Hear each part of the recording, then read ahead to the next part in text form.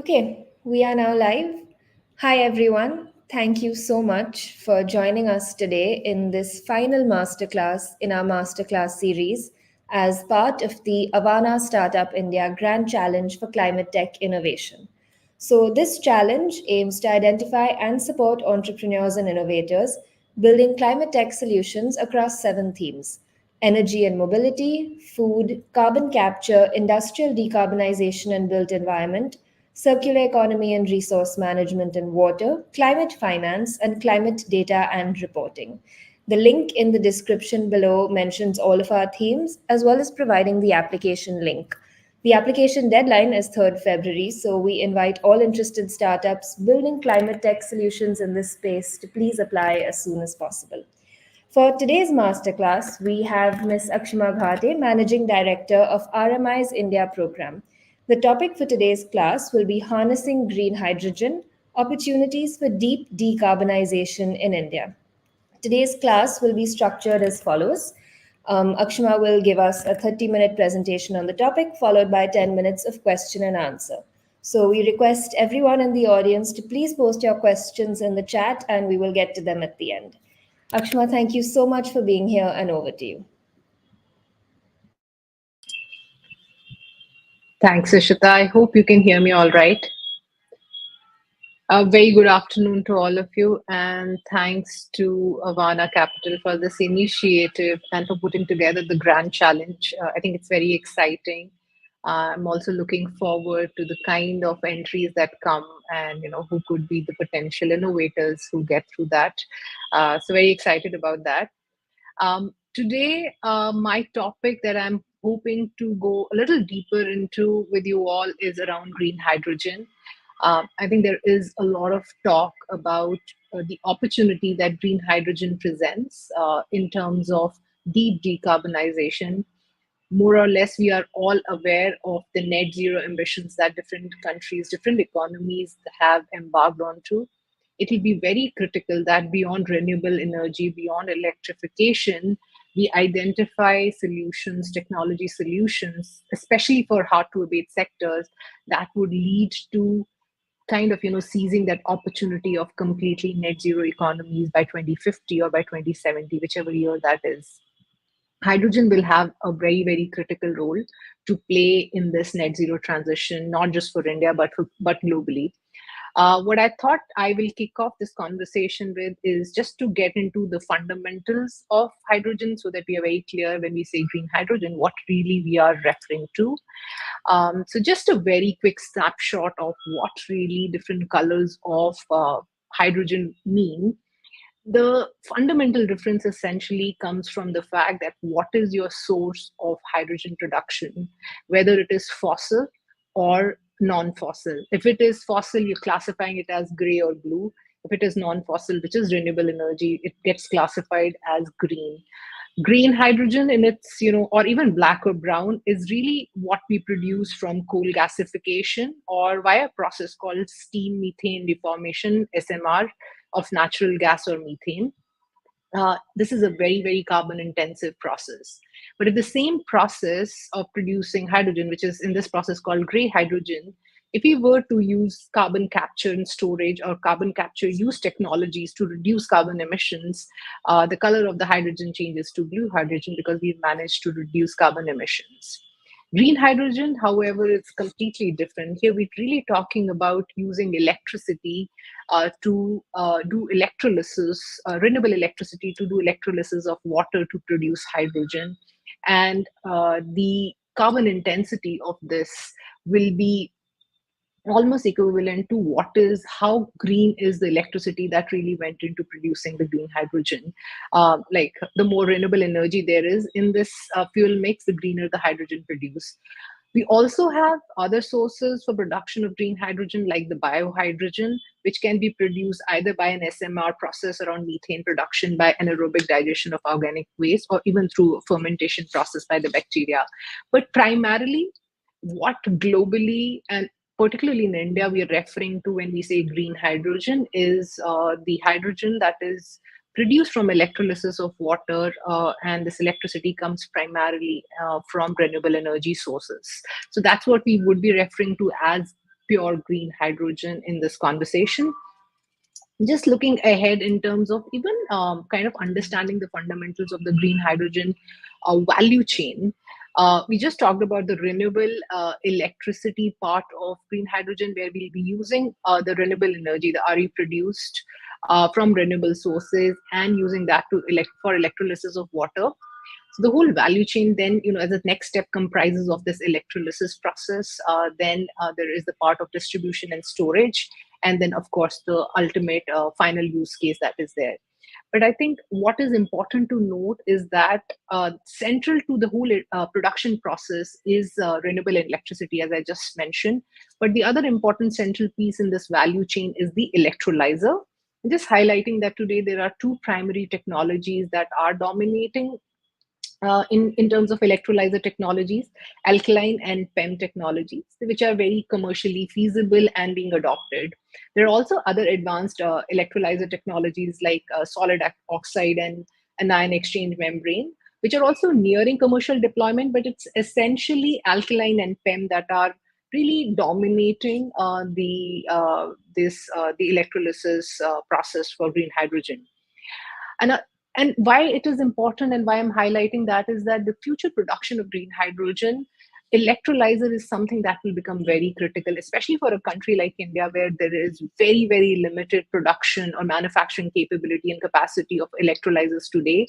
It will be very central to decide whether a country like India, which has high ambitions for green hydrogen, can really transition to green hydrogen economy or not. And similar to that, there is the part of distribution and storage of green hydrogen. It has been traditionally difficult, as many of you would know, the transportation and storage of hydrogen, just because of the inherent properties of hydrogen as an element. Just because of the flammability, the low density, the ease of dispersion and embrittlement that it can cause to the pipelines.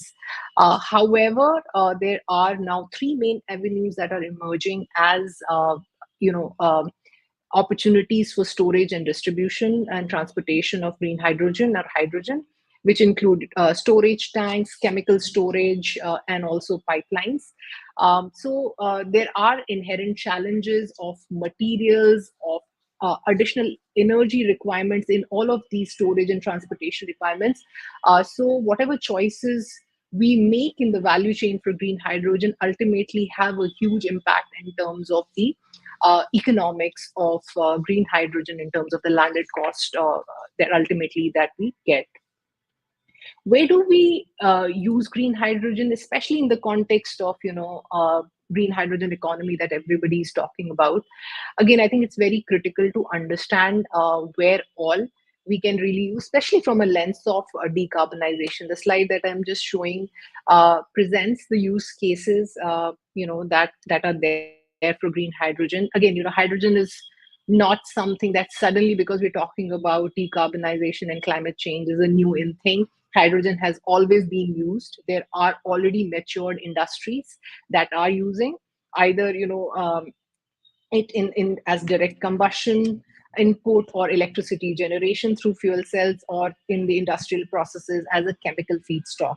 Particularly, today if we see ammonia is one of the primary, I would say, industry where hydrogen is currently being used. Yes, it is gray hydrogen that is primarily being used. It is not green hydrogen, but already there are matured industries where it's being used. But overall, if we see where all hydrogen can be used, particularly from a lens of decarbonization and the sectors which really need to be decarbonized, and green hydrogen presents an opportunity. These include, its use in industrial processes like in iron and steel plants and refineries, in transportation for light duty vehicles or buses or trucks, or potentially even shipping and aircrafts, and also in the power sector for storage and grid balancing, or for even co-firing in thermal power plants. But most importantly, as I said, it is an essential chemical feedstock for the production of ammonia, methane, and methanol, where while many of the other uses or use cases that are highlighted in this slide, they will need adjustments in the processes in terms of investments. The use in sectors like refining, ammonia, and fertilizers is not really a new revolution. It is something that can be done easily, and hence there is this huge opportunity to deploy green hydrogen use in these matured or low hanging industrial sectors. Yeah, so that's really about this slide. We'll just kind of go now to see what's really happening globally when it comes to the green hydrogen transition. I think, again, a little bit of a context that will be helpful here is that what we are seeing globally in terms of the momentum towards net zero or deep decarbonization is that there is a realization and enough estimates and studies that indicate that the decarbonization goals, the deep decarbonization goals that we've set up for ourselves as different economies and countries, renewable energy and electrification of transportation can only take you so far. There is an element where we would need solutions or technologies that can really help decarbonization of hard to abate sectors. And when we say hard to abate sectors, it's really, sectors like heavy duty trucking. It is sectors like iron and steel. It is, sectors within industry where, there is no other substitute, or renewable energy and electrification alone will not be enough. So just in that context, especially and in the context of the pledges that different countries and economies are taking, green hydrogen has emerged as a critical pathway for abatement of emissions in these hard to abate sectors. And all the sectors that I just presented in the previous slide, that's where green hydrogen uptake is expected and to help reduce carbon emissions significantly. Just given that context, how we are seeing the green hydrogen demand globally. So overall, just as a context, what we're seeing is that demand for hydrogen, here I'm not saying green hydrogen, demand for hydrogen is already increasing. We've seen almost a 20% increase in demand overall for hydrogen between 2010 and 2020 in the last decade. It is primarily in the sectors of ammonia and for use in refineries.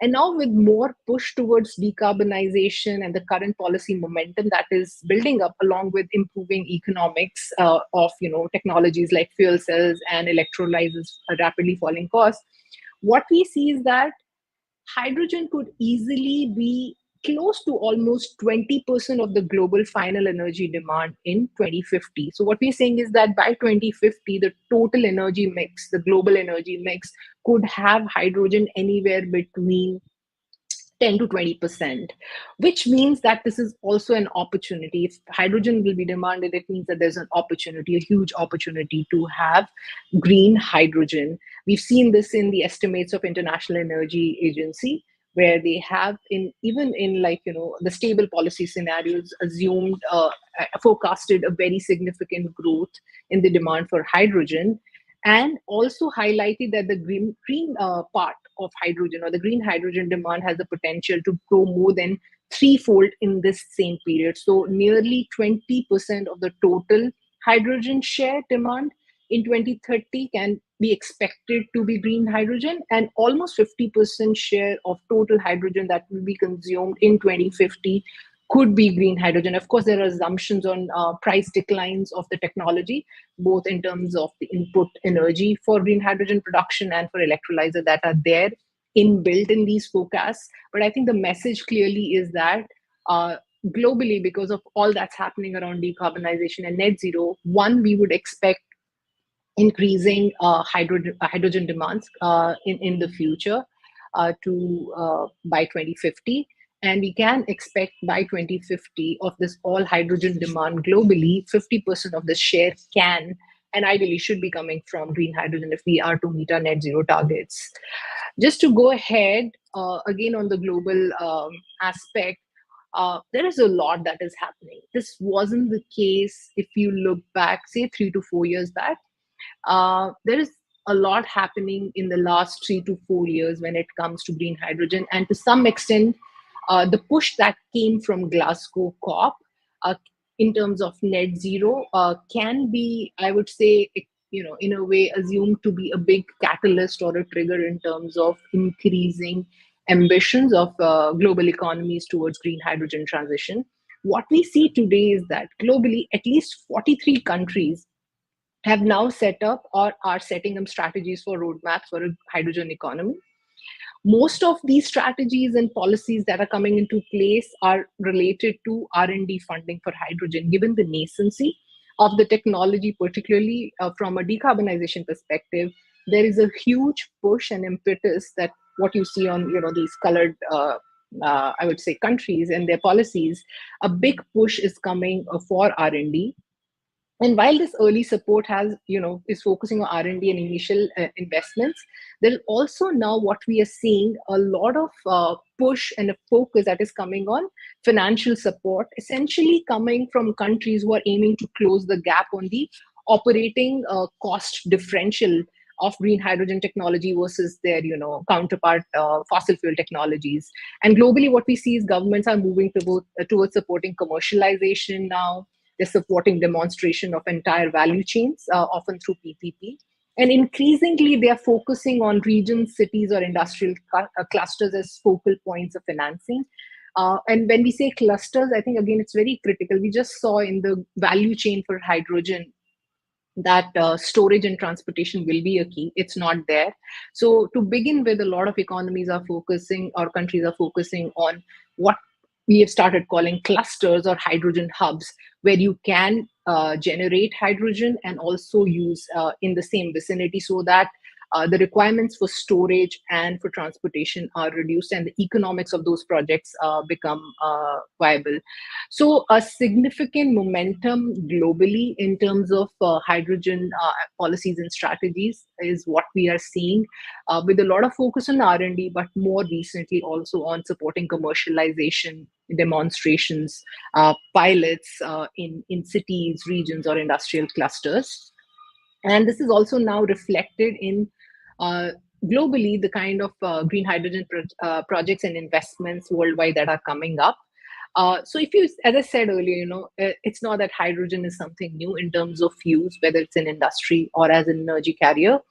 Almost 98% of hydrogen, though, that is currently produced is from fossil fuels, almost 71% from gas and 27% from coal in the last decade. But what we are now seeing is, just because of the momentum, there is an increasing number of green hydrogen projects. Just an example, the number of electrolyzer projects globally has jumped from 40 to 100 in the last decade, and which is, giving us a promise of increasing the electrolyzer manufacturing capacity from just 2 megawatt, what existed sometime back, to over 200 megawatt in 2020. So really, this slide is indicating that there is significant amount of investments and projects that are either underway or are getting announced globally when it comes to green hydrogen supply chain projects. So this is really what I wanted to share when it comes to the global trends, the global demand outlook, the momentum, and some of what's happening on the policy projects and investment side. We'll just move our attention now towards India. What's really happening within the country when it comes to a green hydrogen uptake? Um, I think what's important to realize here is that one of the key drivers of why India would want to transition towards green hydrogen economy, that is not just about deep decarbonization.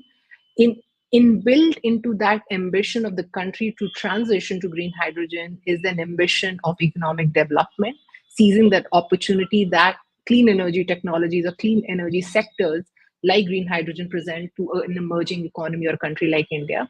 And a biggest, I would say, lever or a trigger to for India's ambitions towards green hydrogen is also energy security. I think many of you may know this already, but when on the 75th Independence Day, Prime Minister Narendra Modi, he announced the National Hydrogen Mission. there was this inherent tone of energy independence. India is working towards becoming energy independent by 2047.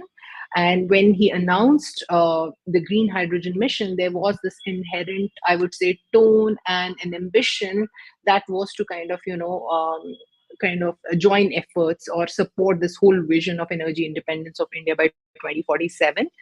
Um, so, I mean, it becomes very, very critical for an economy like India, where we are spending almost 160 billion of foreign exchange, dollars of foreign exchange every year for energy imports. This is actually 20%, almost 20% of our GDP, what we spend just to buy crude oil from other nations. Imagine a scenario of energy independence by 2047 when we don't have to do that. And green hydrogen, which will be completely, in a way, a made in India molecule, has really that opportunity, a big kind of opportunity to give us that I would say independence from energy imports.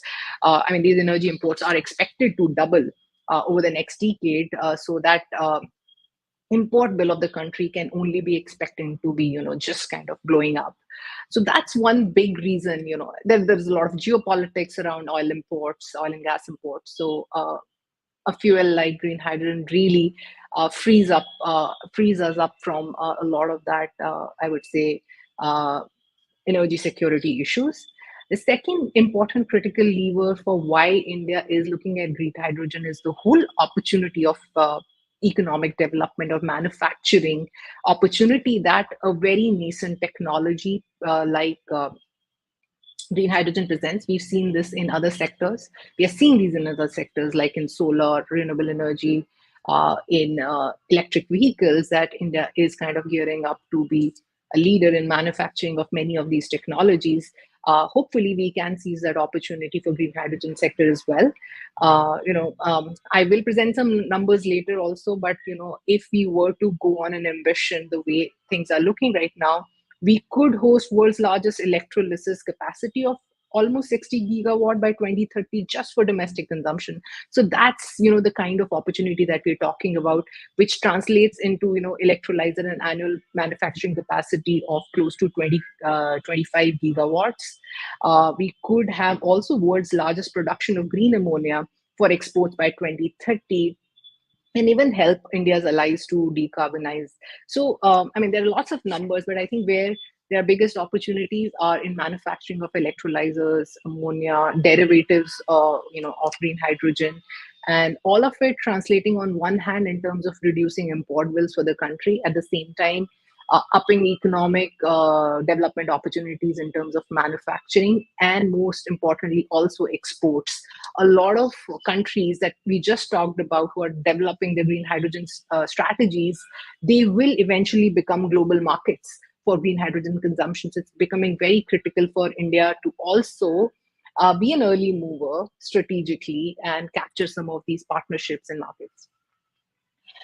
I'll just turn our attention now to the economics of green hydrogen. I think we've talked about why green hydrogen, what's there in the supply chain, what's happening globally.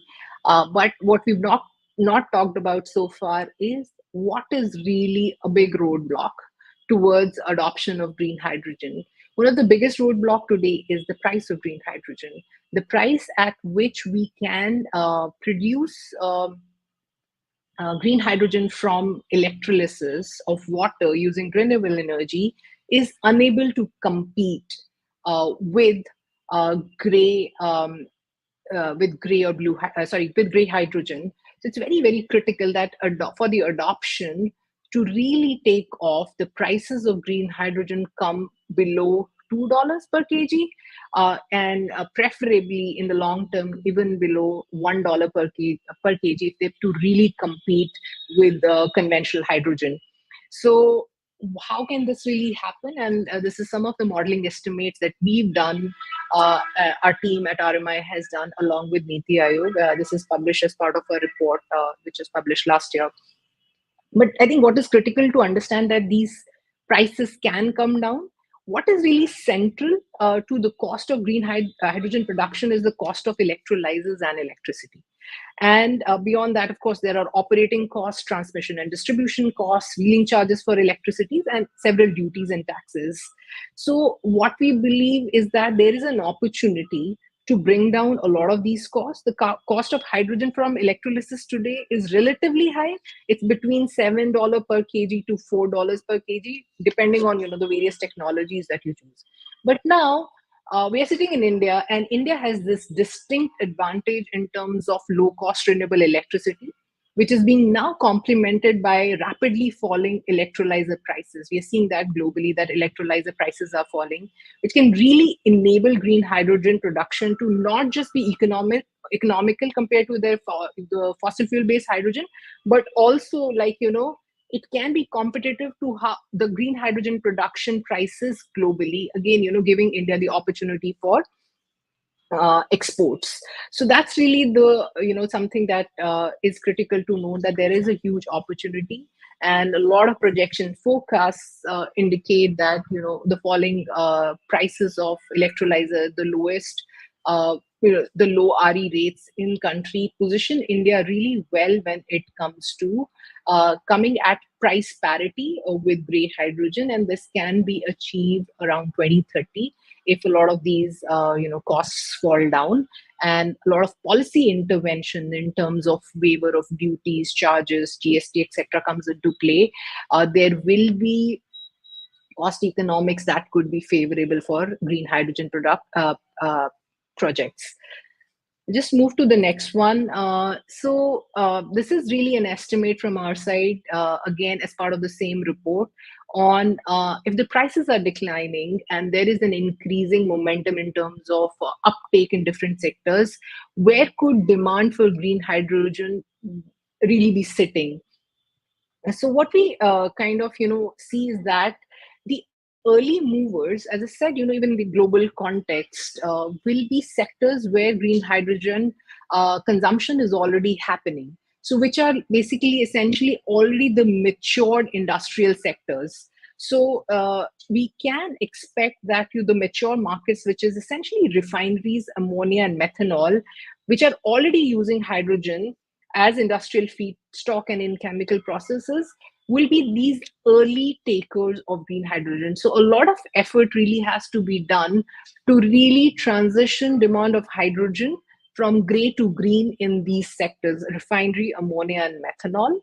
And in the long term, what we will expect is that steel and heavy duty trucking will really be driving the demand for green hydrogen uptake, and they could account, in fact, dominate the demand for green hydrogen by 2050. So almost like 52% of the demand could just be coming from heavy duty trucking and steel sector. So I think it's very important that a lot of early efforts over the next 6 to 7 years are focusing on the right end use sectors in terms of transition to green hydrogen, which is in ammonia, refining, and methanol. And in the long term, we are targeting sectors like steel and heavy duty trucking. So that's really something that is a takeaway from this slide. And just wanted to highlight one more point on this slide is that when we are talking about all of this demand, at the same time, I think we have to keep a view of the manufacturing opportunity that's coming. If we are talking about the level of demand, say of 60 gigawatt or something, this really translates into 20 gigawatt of electrolyzer manufacturing capacity that would be needed. So a huge opportunity also for the electrolyzer market in the country if green hydrogen uptake happens. Where are the near-term market creation opportunities? Again, I think what I just talked about, this is just really highlighting that it's really the sectors which are more mature where we can expect the demand to uptake, and this can happen by policy interventions. It can happen by, I would say, the increasing fossil fuel costs and the fluctuations and volatility in their prices. I mean, they would make green hydrogen more attractive. And eventually sectors like heavy duty trucking, steel and others, they'll feel a lot of pressure of deep decarbonization. And we can see already, industrial players in these sectors already trying to test the idea and trying to advance their know-how of decarbonizing these sectors. So we would expect green hydrogen to play a very, very critical role in that. So that was really, I would say, the demand outlook and the end use or the use case outlook of where we see green hydrogen uptake in India. What quickly now I would highlight is the transportation side. What is happening, like, on the transportation and storage side within the country. Uh, One of the key things would be that there will be limitation of storage, and there is an element of high cost of transportation means, and you do not have the infrastructure, you don't have the pipelines to transport green hydrogen. We do not currently have the storage or the bunkers to store green hydrogen, as I showed earlier what the storage systems could look like. These could be impediments and roadblocks, but there is a way around. I think it's very important to hence focus on clusters. It's very important to co-locate green hydrogen production along with end use cases where you would expect green hydrogen uptake. This is what we are seeing globally in the concept of hydrogen hubs, where you are co-locating green hydrogen production facilities to the end use sectors where they will be consuming the green hydrogen. So we can already foresee potential, I would say, clusters that could be very ideal for green hydrogen production when it comes to the location of that, so that you can address the whole barrier of not having adequate pipeline infrastructure to transport green hydrogen. And if you were to transport it by road trucks, the whole cost of that is also an inherent barrier. So I think clustering is something that will become very, very critical in terms of co-locating green hydrogen production. All of this really translates into huge savings for Indian economy when it comes to CO2 emissions. I think I've talked enough about the net zero goals, and that's where the green hydrogen positioning is important for India, in addition to the economic opportunity and the energy security opportunity. These numbers are huge. India would be able to save close to 4 gigatons of CO2 cumulatively by 2050 if the transition happens. I showed you the demand numbers in different sectors, in heavy duty trucking, in industry, in refining. If all of that was to be realized, there is this huge opportunity for India to reduce emissions. Of course, most importantly, sectors which today we are not talking about, the hard to abate sectors, they have the huge opportunity to benefit in terms of decarbonization. We'd worked in the past, a lot of this work that I'm sharing with you was part of this work or study that we'd done with Niti Aayog. And as part of that, we also looked into what really would be needed to trigger or catalyze through policy action some of the initial uptake, so that we can really benefit from the opportunities that green hydrogen really presents. So I think in the near term, we've laid down a very detailed roadmap of what needs to happen in the next, in phases of 5 years each. But what is very critical that in the near term, we have to focus efforts on domestic demand creation. Second, we have to focus a lot on cost reduction pathways. The whole thing of $4 to $7 is not going to compete with green hydrogen pricing. We need to reduce the prices. So I think there is a lot, and I can talk more about what needs to happen. There are things like on the electricity price side in terms of waivers or duties, taxes, all of that, transmission, T&D charges, all of that can help reduce the cost. But then there are also important interventions that are needed on the capex side in terms of what we've seen for sectors where manufacturing capacities do not exist. Production linked incentive schemes, for example, have been very critical in terms of giving confidence to the market, in spurring investments and bringing down cost of technology. So a lot will need to happen in terms of bringing down the cost. So in addition to creating initial domestic demand, the second critical thing that we need to do in the near term, hence, is the cost reduction pathways need to be identified. And third, I would say, is we need early pilots. That will also be very critical. We need to have evidence. We need to have pilots which give us learning and give us feedback loops to go back to the policy and make changes, so that we know like what's working, what's not working, what more is needed when it comes to supporting the green hydrogen transition. In the long term, it will be very critical that there is also an eye on the export market, something that India cannot afford to miss. So that will be very critical. This is just like, a summary of what I just, talked about, the direction in which we can really move when it comes to uptake. The first few years will have to focus on cost reduction strategies. We will have to eventually bring down, if green hydrogen has to compete and has to see an uptake in the sectors that we talked about, the costs have to come down below $1 a kg. So a lot of initial work has to focus on the cost reduction strategy. In parallel on creating demand, this can be either through mandates, it can be through incentives, it can be through viability gap funding also. And third big element will be around manufacturing boost that needs to be given, so that eventually when we're talking about 2050 goals, we see indigenous production capacity.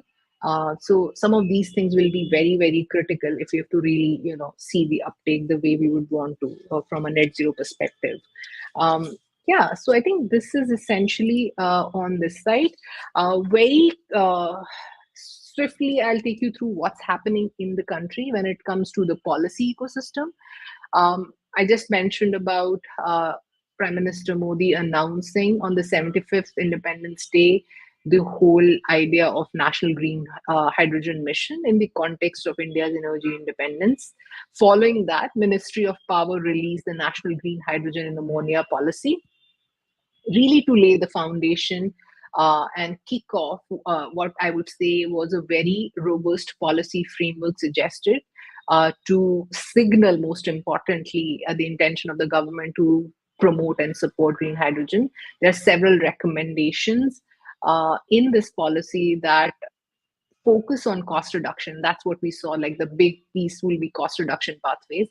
A lot what this policy is doing is to actually tackle that, reduce cost of electricity, because that is, apart from electrolyzers, central to the cost of green hydrogen production.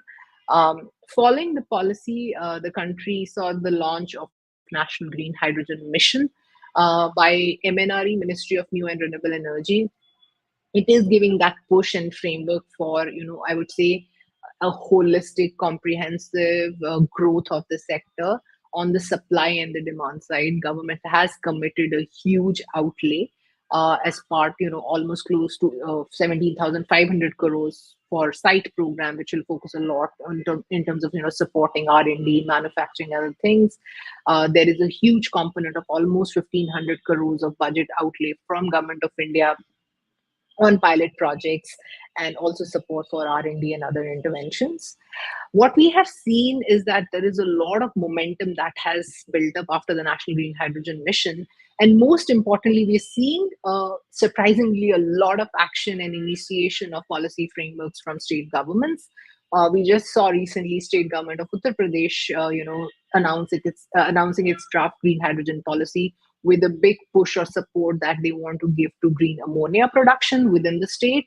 We've also seen other examples, like Maharashtra has launched its green hydrogen policy. Gujarat is also formulating one. Kerala has announced a commitment of 200 crore for green hydrogen hub within the state. So there is an increasing momentum, and we're also seeing some good amount of early investments that are happening in this space, which are, really signaling that there is more to come when it comes to green hydrogen policies, investments, and projects within the country. Lastly, I'll just conclude by highlighting something on the way forward. I think to some extent I shared that. But what would be very important, I work a lot on the policy side, so I do feel that in the near term and the long term, it will be very critical that the policy is able to keep pace. And with the technology development, it is also able to support that, and it is really able to trigger the initial market demand that is needed, in addition to supporting cost reduction. That will be very, very critical to the uptake. And eventually, I think this is a huge opportunity uh, for manufacturing, for economic growth. So it's very important to understand the risks of not seizing this opportunity, where we need to invest as a country in skills, R&D, in supply chain, so that we can really make best use of this opportunity from all perspectives. I think that was really all from my end. Thank you so much, everyone, for listening. It's not so easy to just talk one way, but I hope this was useful. Back to you, Ishita. Thank you so much for that talk. I think it was extremely comprehensive, and I particularly feel very heartened to at least see the kinds of commitments that are being made and to see the scope for green hydrogen in the future. Um, a lot of the questions that we have are things that you have covered to a certain extent in the talk, but I'm still going to ask them to you and see if there are any additional insights that we could draw out. But starting off, I wanted to ask if there are any examples that you could share of low hanging fruits for the gaps that budding entrepreneurs can look into addressing. Thanks, Ishita, for that question. I would say there is one part of, kind of catalyzing the whole ecosystem, which is pure policy play. I am more closer to policy, so I that's why I'm highlighting that first. So a lot needs to happen on the policy side. So that's one bucket. I would say, in fact, it's a very low hanging fruit, a fruit which could kind of spur a lot of innovation and interest and signal the demand. The second part, I would say, is around electrolyzer manufacturing. It will become very, very central. It's something that the world is not waiting. In terms of innovation, what we see today is two dominant technologies. China is a big, I would say, I mean, they are going big in terms of setting up these manufacturing capacities. So if we can, I would say, invest in terms of innovation.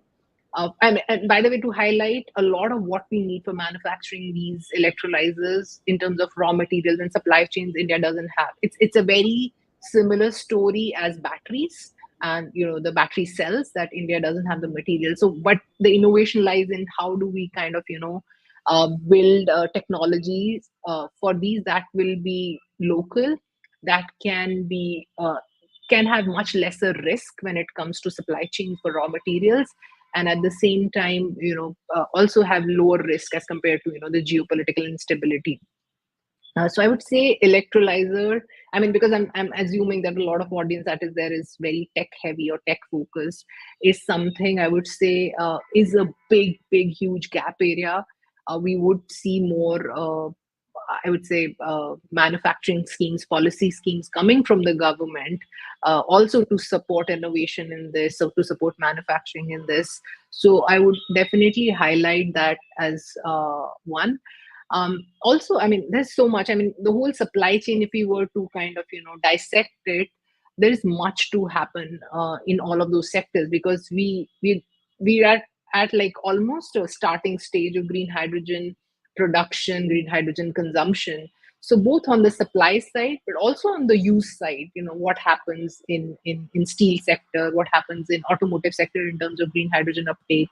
All of these are very nascent opportunities. I think given knowing your own skill set and expertise and how you can kind of leverage that to fill in a gap in terms of technology or in terms of scale or R&D could really go a long way in terms of kind of seeing a business case for that, because what we do foresee is a huge demand for green hydrogen and green hydrogen technologies.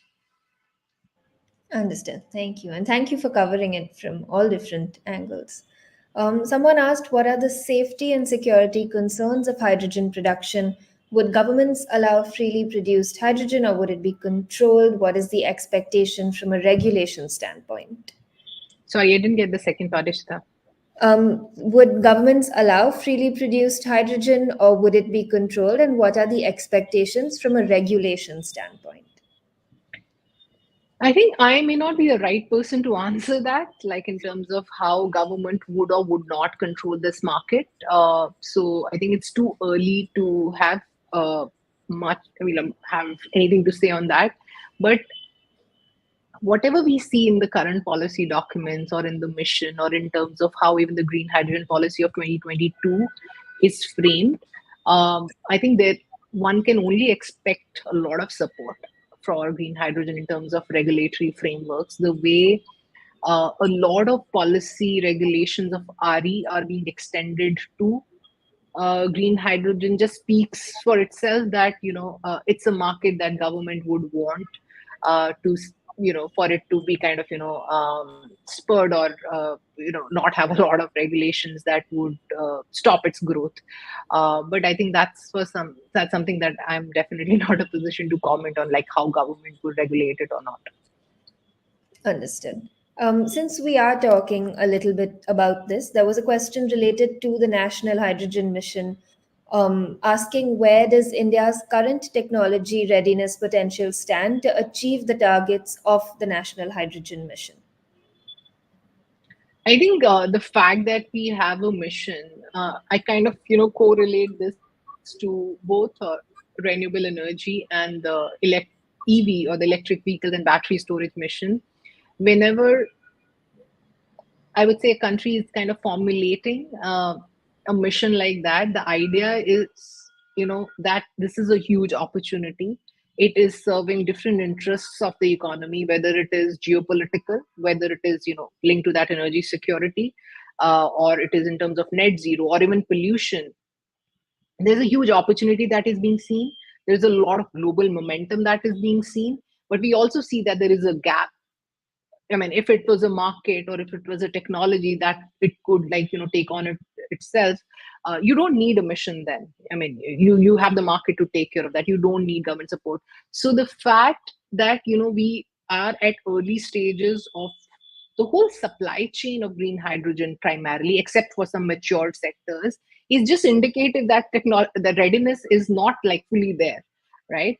There is a lot that needs to happen on the policy front. There is a lot that needs to happen on the R&D innovation front. There is a lot that needs to happen on the supply chain raw materials front. So it's something I would say go back to early days of electric vehicles and batteries. That's where perhaps we are. We are at a very nascent stage. The readiness is not there, but the whole fact that we have a mission is to build that readiness. I mean, you are kind of developing policy frameworks. You will see investments happening so that we reach a certain level of readiness. We reach a level of readiness that I would say, production capability and consumption capability, that we can also even start competing with the global markets and position ourselves in the export market. Understood. Thank you. And on the topic of the gaps that are there, we had a question on where the major gaps are, whether they're at adoption, transition funding, core research, or scaling, and which gap do you think can be or should be addressed first? I would say all of the above. And I think the answer stays consistent. There is a huge opportunity in all the segments of the value chain. I mean, I will give an example of our team. We see an opportunity or a huge need for support on the policy side. So a lot of work that we are doing, whether it is around what kind of incentive frameworks, what kind of policy frameworks, what needs to happen on the regulatory side of electricity to support green hydrogen transition, or what needs to happen on the grid side to support green hydrogen transition, or what needs to happen on the trucking side so we kind of dwelling deeper into that. I think it is quite an open um, space or sector at this moment. But if you were to ask me some near term opportunities, I would highlight definitely things like policies. One, second is electrolyzers is second. Some initial pilots need to happen. So I do see, if there are early movers who can bring together different pieces and really set up early pilots that can give answers to much of what we're seeing in terms of estimates and assumptions, that will really kind of spur the initial market. Okay, understood. Thank you. Last question before we close up. The main focus is electrolytic green hydrogen, but what about water availability? What about biomass based green hydrogen? How big can this contribute from the total production of green hydrogen?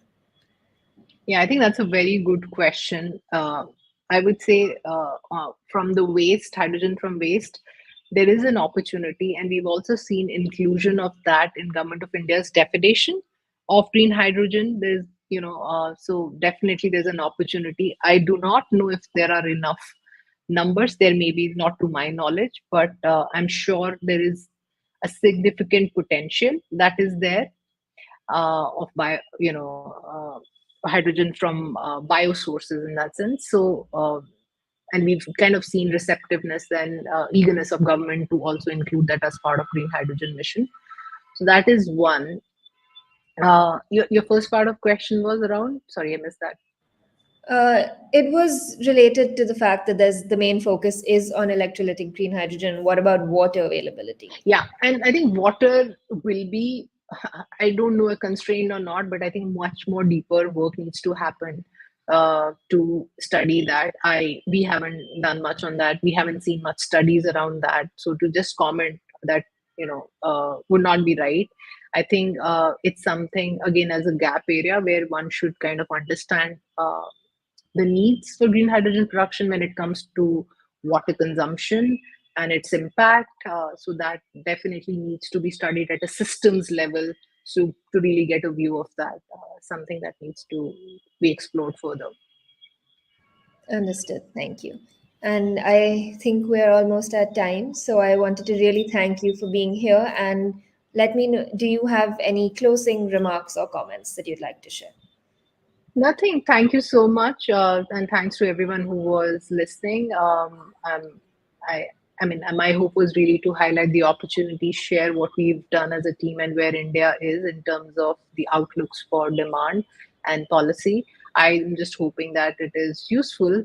My only last comment will be that hydrogen can really be that energy molecule that is truly made in India, and which can really contribute to our country's energy security and in a way long-term competitiveness with other nations in this new world of net zero economies. So I do see it as a very critical lever for future, something that perhaps all of us in our own ways would need to contribute if we really want its uptake to happen. Yeah.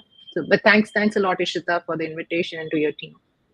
Thank you so much for being here today. And thank you, everyone, for joining and for all your questions.